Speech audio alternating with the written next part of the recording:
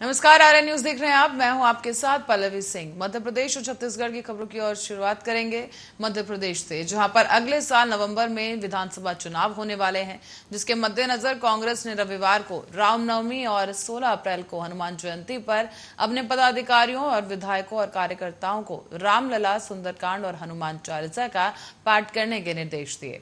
कांग्रेस इन कर्मचारियों और इन कार्यक्रमों में इनके जरिए ही अब जनता को अपनी पैठ और मजबूत करने की कोशिश में नजर आए। मध्य प्रदेश कांग्रेस कमेटी की ओर से पार्टी उपाध्यक्ष और संगठन प्रभारी चंद्र प्रभाष शेखर ने 2 अप्रैल को समस्त जिला, शहर, ब्लॉक कांग्रेस अध्यक्षगण, पार्टी विधायकों, पार्टी के लोकसभा और विधानसभा प्रत्याशियों, समस्त जिला प्रभारियों, मोर्चा संगठन और विभाग के तमाम अध्यक्षों को एक जारी किए गए पत्र में कहा है कि मध्य प्रदेश कांग्रेस अध्यक्ष कमलनाथ के निर्देशानुसार वो 10 अप्रैल को रामनवमी और 16 अप्रैल को हनुमान जयंती के अवसर पर धार्मिक कार्यक्रम आयोजित करेंगे। उन्होंने ये भी कहा कि रामनवमी के अवसर पर भगवान राम कथावाचन, रामलीला और भगवान राम की पूजा अर्चना के कार्यक्रम के साथ साथ हनुमान जयंती पर सुंदरकांड और हनुमान चालीसा के पाठ का आयोजन किया जाना चाहिए।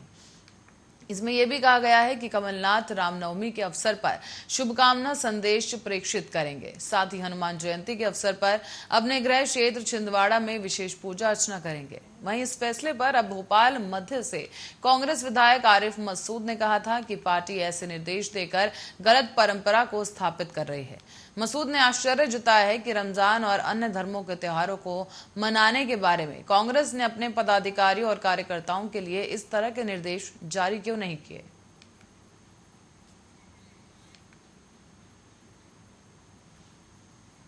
तो वहीं छत्तीसगढ़ में रामनवमी के अवसर पर शिवरी नारायण में भव्य आयोजन किया गया है। रविवार को इस आयोजन का समापन समारोह है और इसमें सीएम भूपेश बघेल शिवरी नारायण को पर्यटन स्थल के रूप में विकसित करने और सुविधाओं में विस्तार करने के लिए करोड़ों रुपए का लोकार्पण करेंगे। आपको बता दें कि इसके अलावा भजन सम्राट अनूप जलोटा की भी प्रस्तुति होगी। दरअसल प्रदेश में 8 से 10 अप्रैल तक राज्य स्तरीय मानस गायन प्रतियोगिता का आयोजन किया गया है। जिला स्तर पर चयनित 350 से ज्यादा कलाकारों की प्रस्तुति जारी की गई है। साथ ही आपको बताते चलें कि रविवार को इनमें से विजेताओं को सीएम भूपेश बघेल पुरस्कृत करेंगे। आपको ये भी बता दें कि इस कार्यक्रम की अध्यक्षता गृह मंत्री ताम्रध्वज साहू करेंगे और समापन समारोह के मुख्य अतिथि सीएम भूपेश बघेल हैं। इस दौरान सीएम भूपेश बघेल कार्यक्रम में रामगमन पर्यटन परिपथ के तहत शिवरी नारायण में 6 करोड़ की लागत से विकसित की गई कई सुविधाओं का लोकार्पण करेंगे। इसमें शिवरी नारायण के मंदिर परिसर का उन्नयन और सौंदर्यीकरण, दीप स्तंभ, रामायण इंटरप्रिटेशन सेंटर और पर्यटक सूचना केंद्र, मंदिर मार्ग पर भव्य प्रवेश द्वार, नदी घाट का विकास और सौंदर्यीकरण, घाट के प्रभु राम, लक्ष्मण और शबरी माता की प्रतिमा का निर्माण किया गया है। इसी प्रकार से अब घाट के अंदर जो है वो व्यू पॉइंट, कियोस्क और लैंडस्केपिंग कार्य, बाउंड्री वॉल, मॉड्यूलर शॉप, विशाल पार्किंग एरिया और सार्वजनिक शौचालय का भी निर्माण शामिल है। संस्कृति विभाग से मिली जानकारी के अनुसार 10 अप्रैल को ये भव्य आयोजन किया जाएगा, जहां पर कई राज्य स्तरीय मानस गायक प्रतियोगिता और 3 बजे से गीत सम्राट दिलीप शांडगी की प्रस्तुति होगी। साथ ही शाम 6 बजे राज्य स्तरीय मानस गायन प्रतियोगिता में विजेता मंडली की प्रस्तुति होगी। शाम को 6:30 बजे से 7:30 बजे तक बाबा घाट में महाआरती का आयोजन भी किया जाएगा, जहां शाम को 7:30 बजे दीक्षांत समारोह खैरागढ़ द्वारा राम शबरी प्रसंग पर आधारित नृत्य नाटिका और रात को 8 बजे भजन सम्राट पद्मश्री अनूप जलोटा की प्रस्तुति होगी।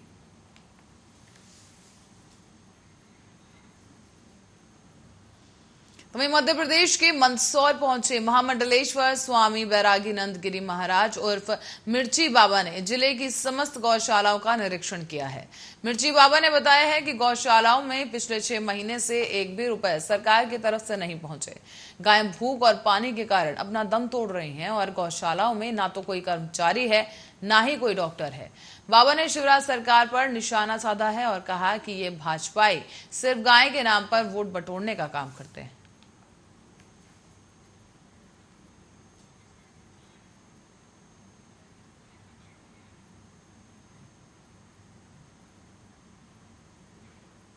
तो वही खबर बिलाईगढ़ से है, जहां बिलाईगढ़ के एक गांव रायकोना से एक दहेज का मामला सामने आया है। यहां पर एक विवाहिता के साथ उसके ससुराल वालों ने दहेज की मांग पूरी न होने पर मारपीट की है। साथ ही उसे जान से मारने की धमकी भी दी गई। इस घटना की सूचना पीड़ित के परिजनों को हुई, जिसके बाद परिजनों ने पुलिस को मामले की जानकारी दी और इसके बाद पुलिस इस मामले की कार्रवाई में जुट गई है।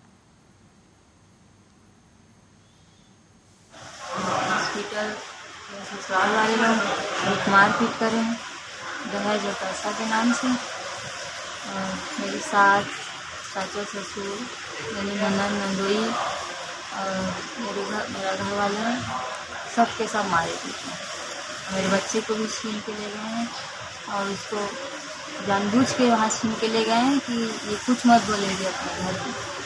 कितने दिन से मारपीट कर रहे हैं?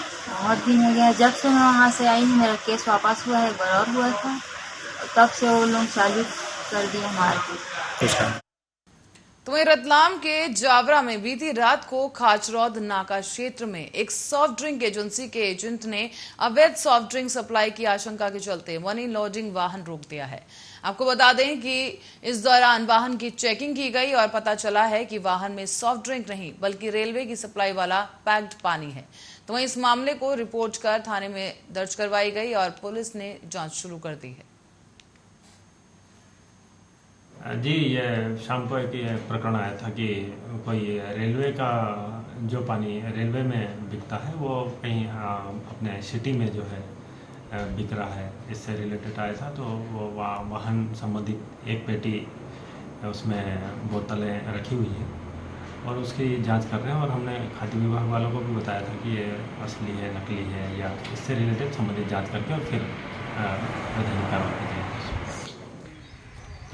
किस तरह आप पे आरोप लगा है कि आप डीलर? इन्होंने आरोप लगाया है कि मैं डीलर नहीं हूँ और मैं बिना बिल के माल मंगाता हूँ।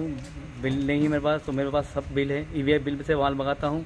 और 3 साल से मेरी कंपनी ने कोई मेरा हिसाब किताब नहीं किया है, न ही मुझे इसका पेमेंट रिफंड आया है। इसीलिए मैं माल बेच रहा हूँ। और पहली बात तो माल मैं बाहर से मंगा के बेचता हूँ जो बिना बिल के नहीं है और ये कोई कानूनी अपराध नहीं है। आप ये मानते हैं कि आप दुकान पे बेच सकते हैं, इसे मार्केट में सप्लाई नहीं कर सकते? ऐसा कोई लिखित में हमारे पास राइटिंग में अभी तक नहीं है और न ही ऐसा कोई प्रावधान निकला है, क्योंकि जीएसटी लगने के बाद ये सब चीज़ें क्लियर है। कोई भी कहाँ से कहीं से भी माल ला सकता है और बेच सकता है। जिस तरह आपको देखा गया है कि आपके टेम्पो में रेलवे की भी एक पेटी निकली है। एक पेटी रेलवे, जो मेरे पिताजी हार्ट पेशेंट है, उनको हार्ट की तकलीफ है, इसलिए उनके लिए आरओ पानी मेरे घर पे लगा हुआ आरओ, लेकिन उनको उससे रिलीफ नहीं होता, इसलिए उनके लिए एक पेटी लाया था और कुछ भी नहीं। डीलर का ऐसा आरोप है कि आप 3 वर्षों से बेचते चले आ रहे हैं। अब कोई भी रेलवे का भी माल कोई भी होगा, अपने विचार तो रख सकता है, लेकिन उनके विचारों को हम कुछ नहीं कह सकते। उनके बारे में मैं कुछ बोलूँ वो मुझे सही नहीं। शुभ नाम? ये अदर स्टेट से माल लाके, कटिंग का माल लाके, अब वो कहाँ से माल ला रहे हैं, बिना बिल के ला रहे हैं, बिना बिल के ला रहे हैं। ये सब 3 साल से ये डिस्टर्ब कर रहे हैं मार्केट में। और इनको ऑथराइज अगर ये बिल से भी लाते हैं तो इनकी दुकान से ही बेच सकते हैं, पर ये हर जगह सप्लाई कर रहे हैं, हर जगह सप्लाई कर रहे हैं। और दूसरा ये कि रेलवे की जो बिक्री की बोतल आती है केवल रेलवे में ही बिकती है, वो भी ये मार्केट में बेच रहे हैं। तो इन पे सख्त कार्रवाई कराई जाए और जो भी हो मेरे साथ इंसाफ हो। मतलब कितने वर्षों से आप पीड़ित हैं? मेरे पास ये 3 साल से डिस्ट्रीब्यूटरशिप है, 3 साल से ये तंग कर रहे हैं। बाकी मैंने कंप्लेन इसलिए नहीं करी क्योंकि 2 साल से पहले भी करी थी, बाकी कोरोना आ गया था तो उस कारण वो बात वहीं रह गई। इस साल भी और ज़्यादा तंग कर रहे थे ये, तो इस साल इनके कंप्लेन। बढ़ेंगे अगली खबर की ओर, जो कि भोपाल से सामने आ रही है, जहां पर एक ऐसा मामला सामने आया जहां फेसबुक पर एक मुस्लिम युवक ने जय श्री राम लिख दिया तो उसकी जमकर पिटाई कर दी गई। इस मामले पर अब बीजेपी विधायक रामेश्वर शर्मा का बयान आया है। उनका ये कहना है कि इस तरह की हरकत बर्दाश्त नहीं की जाएगी, आरोपियों पर कड़ी कार्रवाई होगी। देखिए, राम का देश है और जय श्री राम सबको बोलना है, आज नहीं तो कल। और जो लोग मुगालते में है कि जो जय श्री राम का विरोध करते थे कल, वो भी आज राम के शरण में साष्टांग घुटने टेक चुके हैं और रोंदे पड़े हैं और परमात्मा से प्रार्थना कर रहे हैं कि हे राम हमको बचाओ। तो राम का प्रमाण मांगने वाले भी राम बोलने लगे हैं, राम का विरोध करने वाले भी राम बोलने लगे हैं।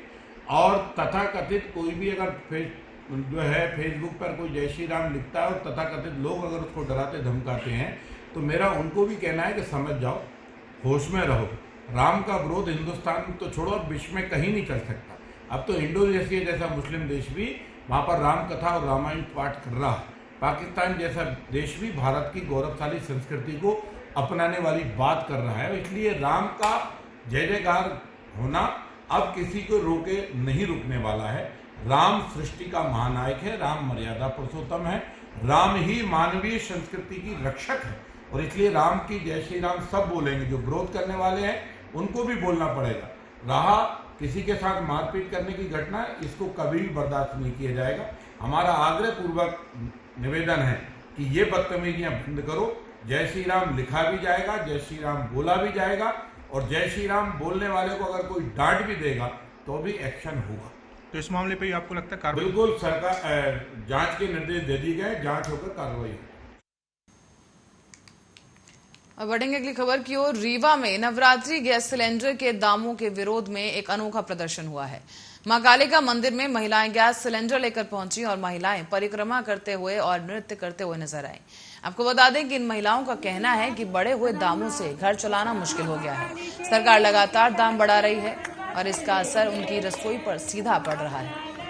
आपको दिखा दें वहाँ की जो देख सकते हैं आप किस तरह से ये महिलाएं सर पर गैस सिलेंडर को रखकर नृत्य करती नजर आ रही हैं। ये परिक्रमा कर रही हैं और महिलाओं का ये कहना है कि बढ़ती महंगाई से घर चलाना और रसोई में खाना पकाना दोनों ही बहुत मुश्किल हो गया है। धन्यवाद करने के लिए आज राम भारतीय जनता पार्टी के नेता मोदी जी, उमा जी, शिवराज जी लगातार कहते थे कि बहुत हुई महंगाई की बार, अब की बार मोदी सरकार।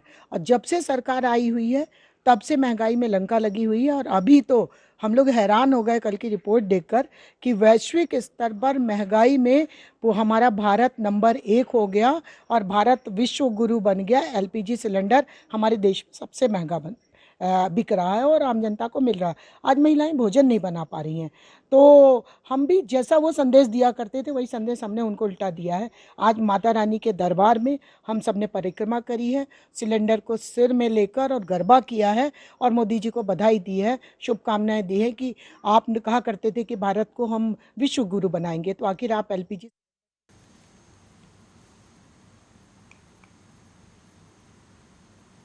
और हाल ही में भोपाल कांग्रेस कार्यकर्ताओं ने बढ़ती महंगाई के चलते अमिताभ बच्चन का पुतला फूंका था, जिसके बाद भोपाल के मंत्री विश्वास सारंग ने अमिताभ का पुतला दहन करने पर बयान दिया है।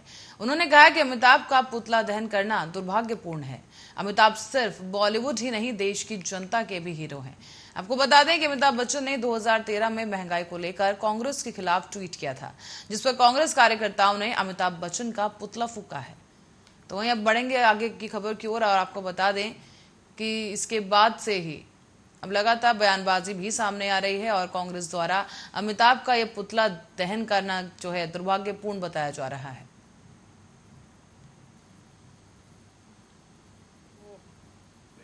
अब देखिए, अमिताभ बच्चन जैसे व्यक्ति जिन्होंने पूरी दुनिया में हिंदुस्तान का मान और सम्मान बढ़ाया है, और अमिताभ बच्चन जी जब कांग्रेस को अच्छे लगते थे जब वो कांग्रेस के सांसद थे। केवल उन्होंने सोनिया गांधी की अनर्गल बातों को नहीं माना और उन्होंने सोनिया गांधी के नेतृत्व को स्वीकार नहीं किया, इसलिए कांग्रेस के नेताओं के पेट में दर्द है। अमिताभ बच्चन जी इस देश के वो महानायक हैं जिससे इस देश की जनता ही नहीं बल्कि बाहर के लोग भी बहुत प्यार करते हैं। अमिताभ बच्चन जी ने पूरी दुनिया में हिंदुस्तान का नाम रोशन किया है। वो केवल एक बड़े कलाकार ही नहीं है बल्कि बहुत अच्छे इंसान भी है। उनको इस तरह राजनीति में घसीटना ये कांग्रेस के दिवालियापन का सूचक है और मुझे बहुत आश्चर्य होता है कि कांग्रेस के वरिष्ठ नेता पुतला जला रहे हैं। इसमें कहाँ अमिताभ बच्चन जी आ गए?